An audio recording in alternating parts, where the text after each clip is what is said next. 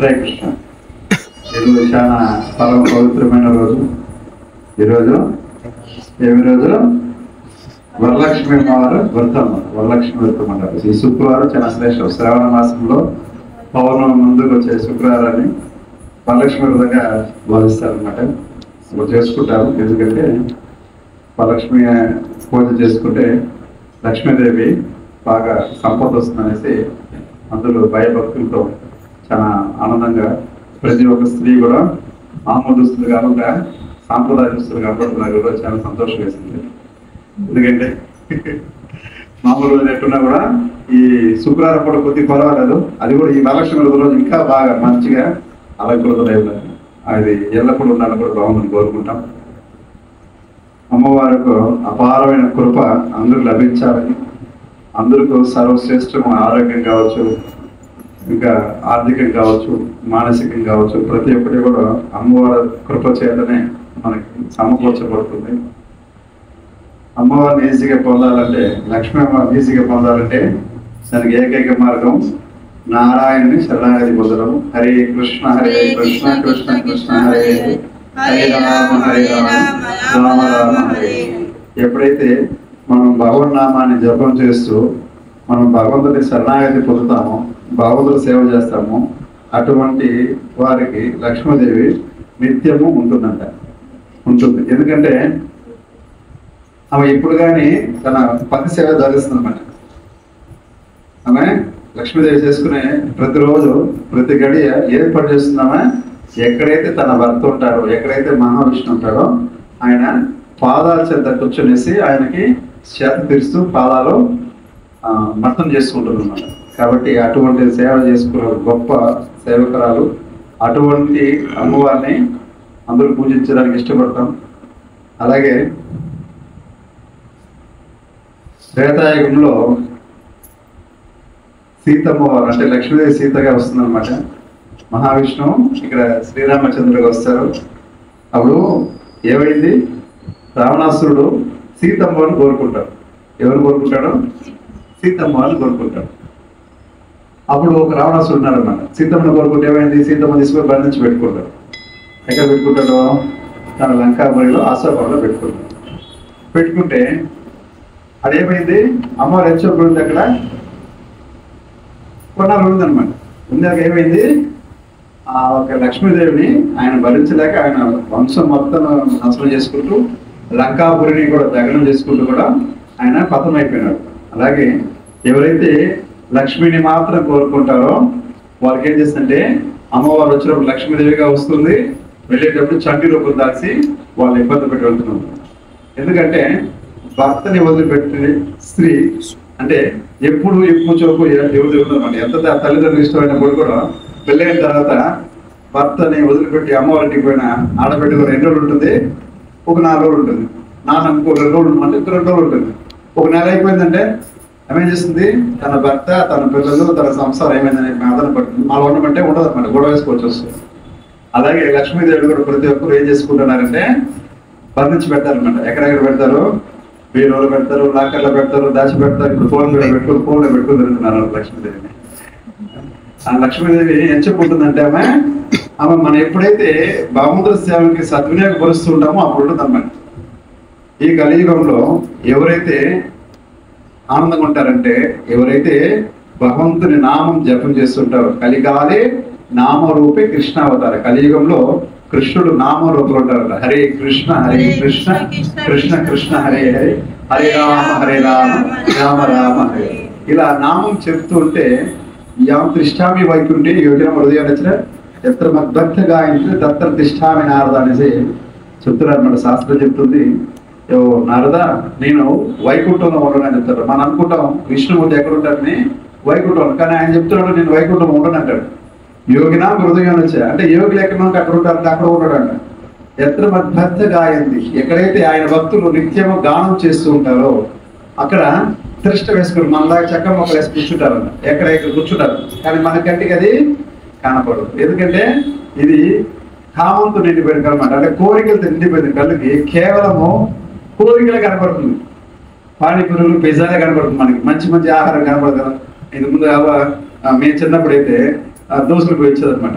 ఒక దోశ దాని మీద ఒక బెల్లం వేస్తారు, మళ్ళీ ఒక దోశ పోసి ఆ బెల్లం మీద ఒక దోశ వేస్తారు, మళ్ళా దాన్ని వేస్తారంటే ఎవరిస్తారంటే చెట్టు దోశ ఏదంటారు కదా దాన్ని.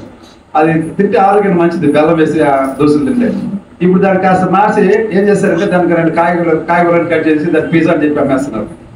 అలా మనం కొత్త రకమైన వంటకి అలవాటు పడిపోయి మనం చేస్తుంటే మన ఆరోగ్యాన్ని మనం చెడవేసుకుంటున్నాం అన్నమాట. కాబట్టి ఎప్పుడైతే మనం భగవంతుడి శరణాగతి పొందుతామో, నామానికి శరణాగతి, నిత్యమైన ఆనందం మనకు లభిస్తుంది. కాబట్టి ఇప్పుడు ఈ యొక్క భగవద్గీత గీతా మహత్యం మన కొండల ముందు చెప్పుకుంటాం. 16 అధ్యాయాలైన గీతా మహత్యం గుర్తుందా? మర్చిపోయాను. 16 అధ్యాయాలు కంప్లీట్ అయింది. ఈరోజు 10వ అధ్యాయం గురించి 17వ అధ్యాయం గురించి చర్చిస్తాం. గీతా మహత్యంకి ఈ గీతా మహత్యాన్ని ఆది దంపతులైన శివ పార్వతి మధ్యలో ఉండే సంభాషణగా చెప్పబడుతుంది అనమాట.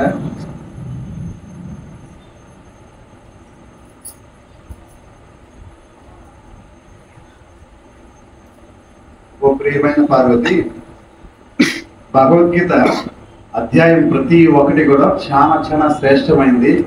భగవద్గీతలో ఎన్ని అధ్యాయాలు ఉంటుంది ఎవరు చెప్పగలరా? భగవద్గీత ఎన్ని అధ్యాయాలు ఏమో తెలుసా? భగవద్గీత చూస్తున్నారా?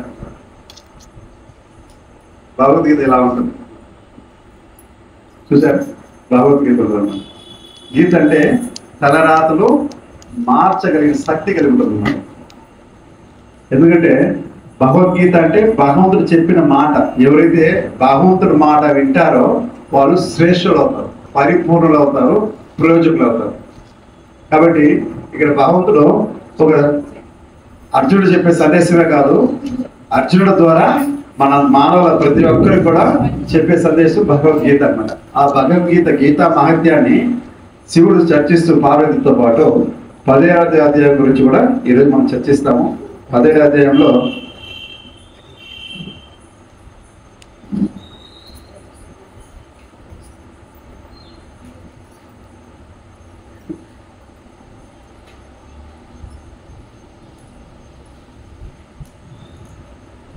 ప్రియమైన పార్వతి,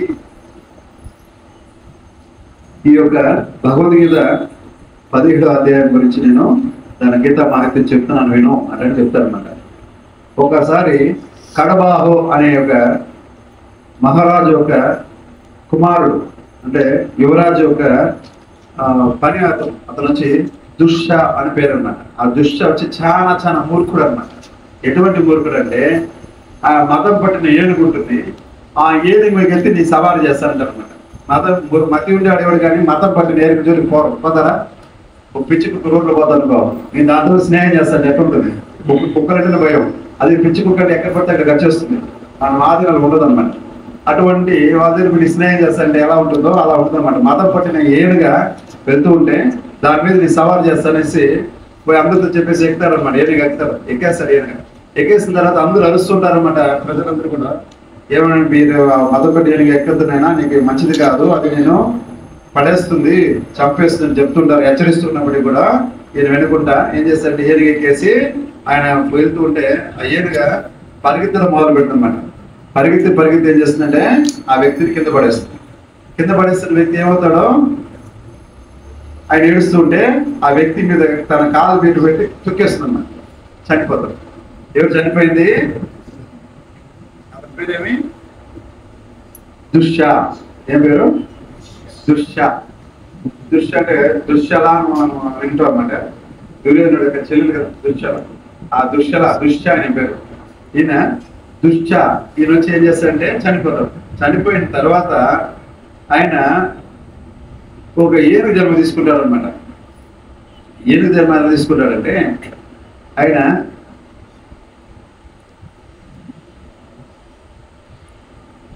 సింహదీప అనే ఒక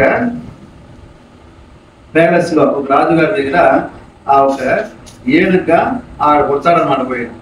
పుట్టిన తర్వాత ఆ ఏనుగుని ఈ సింహదీప వేరొక రాజుకు, మరొక రాజుకి అతను గిఫ్ట్ కింద ఇస్తాడనమాట. ఆ గిఫ్ట్ తీసుకున్న రాజు ఆ ఇంకొక పండితుడికి కానుకగా కూడా ఆ రాజు ఏనుగు సమర్పిస్తారనమాట. అలా ఆ పండితుడు ధరించిన ఆ ఒక ఏనుగుని ఆ పండితుడు మరొక రాజుకు అమ్ముతారు అనమాట. ఇలా ఆ అమ్మిన రాజు చాలా పుణ్యాత్ముడు, మంచి భక్తుడు అనమాట. ఆయన ఎప్పుడు కానీ శ్రీకృష్ణ భగవాన్ని ఆరాధిస్తుంటారు అనమాట. మంచి వైష్ణవుడు కాబట్టి ఆ ఒక ఏనుగు ఆయన దగ్గర వెళ్ళిపోతుంది అనమాట. అక్కడికి ఏనుగు వచ్చేది దానికి చాలా పెద్ద రోగం వస్తుంది అనమాట. అంటే ఆ గుణం కాని ఒక రోగం వస్తుంది ఆ ఏనుగు. అది బాధపడుతుంది, అన్నాహారాలు మానేసి బాధపడుతూ ఉంటే ఆ ఒక ఏనుగ కాపరి ఉంటారు కదా, అతను వచ్చి ఏం చేస్తాడంటే రాజు దగ్గర కంప్లైంట్ చేస్తాడు. అయ్యా ఈ విధంగా ఏనుగు పరిస్థితి చాలా ఏనుగా ఉంది, చాలా బాధపడుతుంది అంటే రాజుగారు ఒక మంచి ఏనుగ వైద్యం తీసుకొస్తారన్నమాట. రాజ్యం నుంచి ఏనుగ వైద్యం తీసుకొచ్చి దానికి ఆ ఒక వైద్యం ఇప్పించి దాన్ని బాగా చేయాలని ఉద్దేశంతో రాజుగారు ఆ వైద్యం తీసుకొస్తారు. ఆ వైద్యులు రాజుగారు తీసుకొచ్చి చేస్తే ఆ ఏనుగు నమస్కరించి, అయ్యా రాజుగారు మీతో కొద్దిగా మాట్లాడాలంటుందన్నమాట. రాజుకి ఆశ్చర్యం వేస్తుంది. అంటే ఏనుగా అరుస్తుని చూసుకుంటే ఏనుగు మాట్లాడుతున్నాడు. ఏనుగు మాట్లాడుతున్న ఆశ్చర్యపోతారు రాజు. రాజుగారు, నేను గత జన్మలో నేను ఒక రాజ్యంలో నేను ఒక యువరాజు కింద సేవకుడిగా ఉన్నాను. నా పేరు దుర్ష అనే నేను మతం పట్టిన ఏనుగుని దాని మీద ఎక్కి సవారు చేసి దాన్ని ఇబ్బంది పెట్టి ఆ ఇబ్బంది వల్ల ఆ ఏనుగు నన్ను కిందేసి తొక్కి నన్ను చంపేసింది కనుక నేను మళ్ళీ ఏనుగు జన్మ తీసుకోవాల్సి వచ్చింది అని కూడా చెప్తారు. ఎవరైతే ఆఖరిలో చనిపోయేటప్పుడు అంత్యకాలేచ మామేవ స్మరన్ వక్వ కళేబరం ఎప్పుడు యాతి సమద్భావం యాతి నాట్యత్ర సంశయగా, అంటే అంతిమ కాలంలో ఎవరైతే ఏదైతే జ్ఞాపకంతో, ఏదైతే ఒక ఆశతో, కోరికతో, బాధతో ఏదో వ్యక్తిని కానీ ఒక జంతువుని కానీ తరచుదాన్ని నమరేసి చనిపోతే వాళ్ళు ఆ జన్మ తీసుకుంటారు అన్నమాట. ఈ యొక్క భగవంతుడు చెప్పినట్టుగా ఆ ఒక ఏం చేస్తున్నారంటే ఎంబం బాబి స్మరణ భావం తెదేజంతే కలేవరం. ఎప్పుడైతే చనిపోయేటప్పుడు మనం ఏదైతే దిక్కు తలుచుకుంటుంటామో, స్మరణ చేస్తుంటామో అటువంటి జన్మ మనకు లభిస్తుంది అన్నమాట. కాబట్టి ఇక్కడ ఎటువంటి జన్మ లభించింది? ఏనుగు చూసి భయపడి ఏనుగునే చూస్తే చచ్చిపోతారు అన్నమాట. ఇప్పుడు ఎప్పుడైతే కురుక్షేత్ర యుద్ధ రంగంలో దుర్యోధనుడికి సంబంధించిన వాళ్ళంతా కూడా మరణిస్తూ కృష్ణుడు చూస్తూ మరణిస్తారు అన్నమాట. మరణించిన వాళ్ళు ఎక్కడికి వెళ్తారు? స్వర్గానికి వెళ్ళిపోతారు. ఎందుకని? వాళ్ళు చేసింది అధర్మ పరుడు పక్కన నిలబడి యుద్ధం చేసినప్పటికి కూడా, అధర్మ పరులు అయినప్పటికీ కూడా చనిపోయేటప్పుడు పంచ పాండవుల్ని ఇంకా శ్రీకృష్ణ భగవాన్ని దర్శనం చేసుకుంటూ ప్రాణం వదిలేస్తారు. కాబట్టి వాళ్ళకి ఏం లభించింది? స్వర్గం లభించింది అనమాట. వాళ్ళు ముందు ఉత్తీర్ణులు అయినారు అనమాట. అదే ఈ భక్తులు ఆనందిస్తూ చనిపోతే ఏమవుతారు? నరకానికి వెళ్ళిపోతారు. కాబట్టి ఇక్కడ ఆ ఏనుగు చూసి ఆయన చనిపోయేటప్పుడు ఏమైనాడు? ఆయన ఏనుగు జన్మ తీసుకున్నాడు అన్నమాట. ఆ ఏనుగు జన్మ తీసుకున్న తర్వాత కాబట్టి ఇటు పరిమాణ జన్మ వచ్చింది, కానీ రాజుగారు నాకు ఒక చిన్న సాయం చేయాలి మీరు అంటారు అన్నమాట. ఏనుగా నీకేం చేయగలను చెప్పు, చేస్తా అంటారు అన్నమాట రాజు. అయితే ఈ యొక్క మన రాజ్యంలో ఎవరైతే ఈ భగవద్గీత 17వ అధ్యాయాన్ని నిత్యం ఆరాధన చేసి పారాయణ చేస్తుంటారో అటువంటి ఒక భక్తుల్ని, వైష్ణవుని తీసుకొచ్చి నా దగ్గర నా ముందర కొద్దిగా ఆ భగవద్గీత 17వ అధ్యాయాన్ని చదివించగలరా, నేను శ్రవణం చేయాలా అతను అడుగుతున్నారు. ఎందుకంటే ఏనుగా చదవలేదు కాబట్టి ఏనుగు కోరుకుంటే రాజుగారు కూడా దండారా వేసి మంత్రులు చెప్పి వెతికి అతను ఒక మంచి వైష్ణవుని, ఒక భక్తుని, బ్రాహ్మణుడు తీసుకొస్తారన్నమాట. ఆ బ్రాహ్మణుడు వచ్చి పద్ధతిగా కూడా ఈ యొక్క భగవద్గీత 10వ అధ్యాయాన్ని కంఠస్థం చేసి ఆ కంఠస్థాన్ని కాస్త అందరూ కూడా విస్మరించి ఆ ఏనుగు ముందు చదవడం చేతి ఏమవుతుందంటే ఆ ఏనుగా అందరూ చూస్తుండగానే చంకు చక్ర గతపాత్రంతో ఆ ఒక జీవుడు ఆ ఏనుగు నుంచి కూడా ప్రాణం బయట వచ్చి కూడా భగవద్ధామం వెళ్ళడానికి సిద్ధంగా కూడా వెళ్తూ ఉంటుంది అనమాట. అప్పుడు ఈ రాజు గారు అడతారనమాట, అయ్యా ఈ ఏనుగు రూపంలో ఉన్నావు, నువ్వు వెళ్ళిపోతున్నావు కదా, ఏమి మగత్యం అంటే ఈ యొక్క భగవద్గీత 10వ అధ్యాయానికి అంత మహత్వం ఉంది కనుక ఈ యొక్క నాకు ఈ రోగం ధరించింది. కాబట్టి రాజుగారు మీరు కూడా చేస్తారంటే భగవద్గీత 10వ అధ్యాయం నిత్యం కూడా పారాయణ చేయండి అంటే కూడా ఏనుగా తన రాజుకు సలహా చెప్పి అక్కడి నుంచి ఆయన వైకుంఠం వెళ్ళిపోతారు.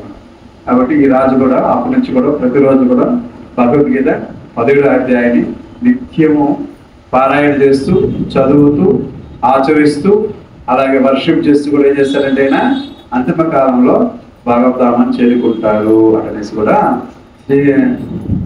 పార్వతీదేవికి శివుడు చెప్పడం జరుగుతుందన్నమాట. కనుక భగవద్గీత ప్రతిరోజు పఠన చేయడం అనేది చాలా గొప్ప విషయం. భగవద్గీత నిత్యము మనం చదవగలిగినప్పుడు నిజంగా మనకి కర్మ రాహిత్యం జరుగుతుందన్నమాట. కర్మ నుంచి బయటపడతాం.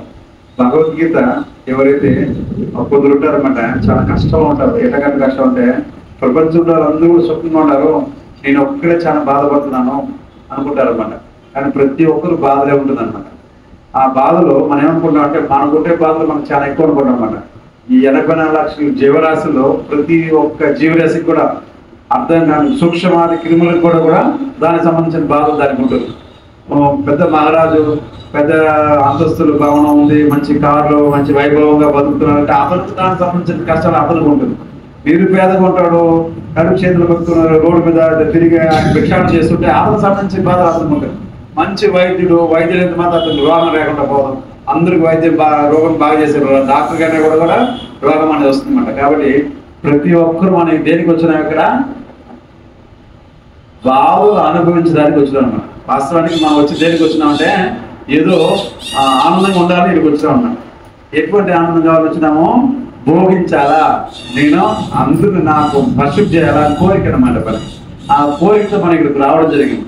వచ్చిన తర్వాత భలే పూజ చేస్తున్నారు మన కదా, ప్రతి ఒక్కరు పూజలే. ఎవరు తగ్గట్టు వాళ్ళ పూజలు జరుగుతూ ఉందన్నమాట. నా కూతురు అంటారు అనమాట.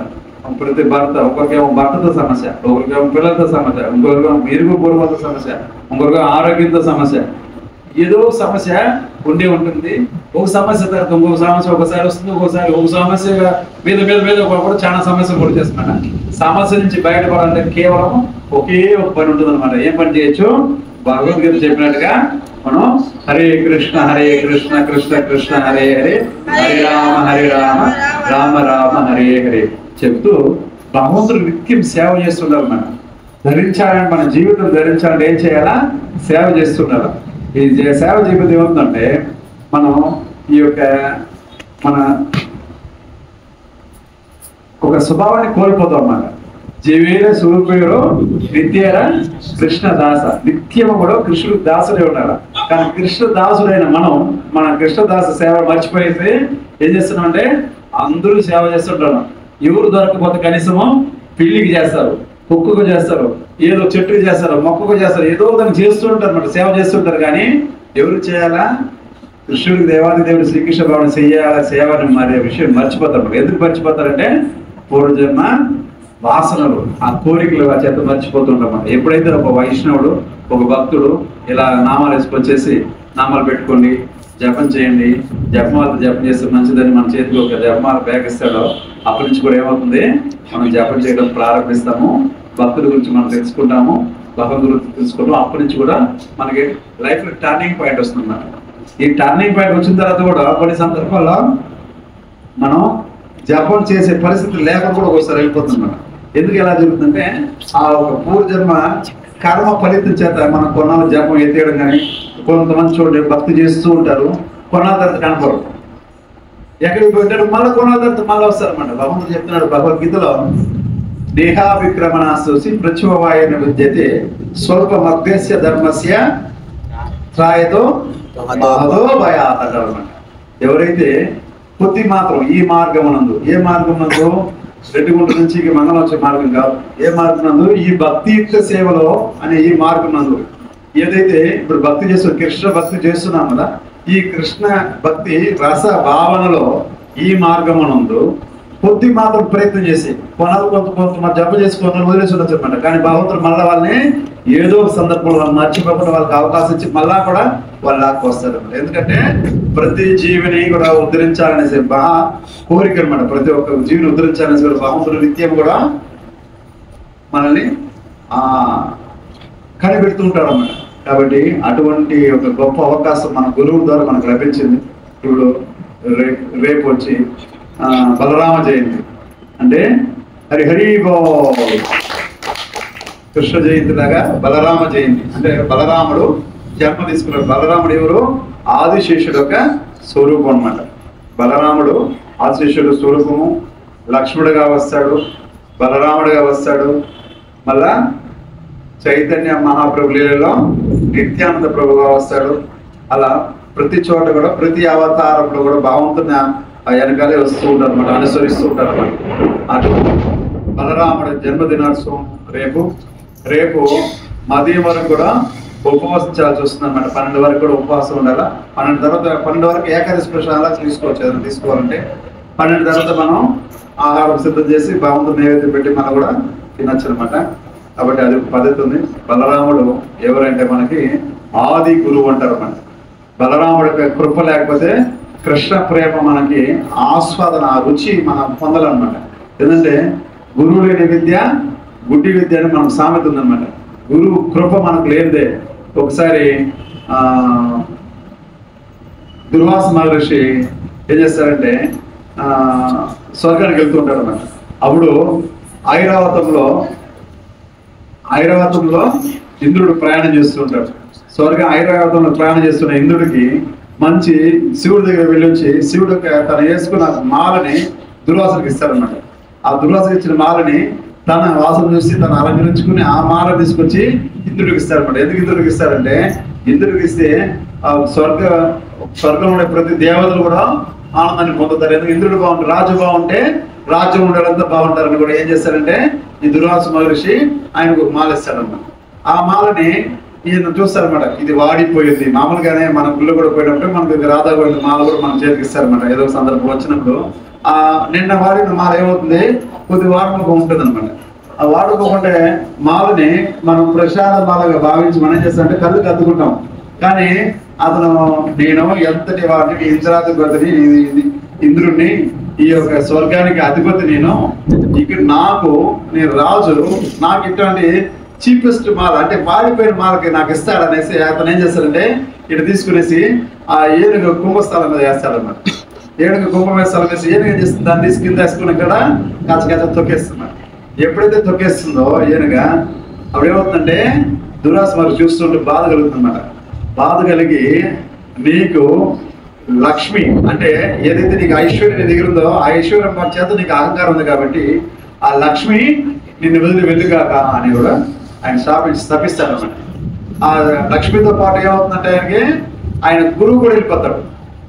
లక్ష్మి వెళ్ళిపోయినా కూడా పర్వాలే, కానీ గురువుని ఏదో ఒక రకంలో మనం రక్షింపబడతాం. ఆ లక్ష్మి కృప, గురువు కూడా లక్ష్మి కృప అనమాట. కాబట్టి ఎప్పుడైతే లక్ష్మి వెళ్ళిపోతుందో లక్ష్మితో పాటు ఆ గురువు వెళ్ళిపోతాడు. దాంతో ఏమవుతుందంటే ఆ ఒక స్వర్గం ఎప్పుడు కానీ వెలుతురుగా ఉండే స్వర్గం చీకటి అయిపోతుంది.